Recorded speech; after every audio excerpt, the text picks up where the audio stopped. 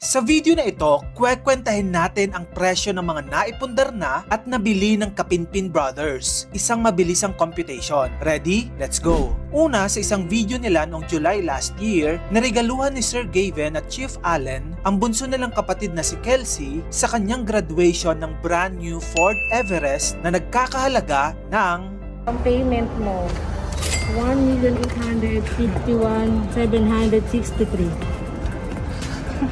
Sunod namang binilhan ni Sir Gavin ng brand new car bilang regalo sa birthday ng kanyang kapatid na si Chief Allen. Ito ay ang Toyota Hiace Grandia Tourer na nagkakahalaga ng 2,536,000 pesos. Sunod ay ang binili ng Kapinpin Brothers na sasakyan bilang regalo sa kanilang namayapang ama. Ito ay ang Toyota Fortuner Automatic Transmission na nagkakahalaga ng 2,650,000 pesos. Plus, pinakosto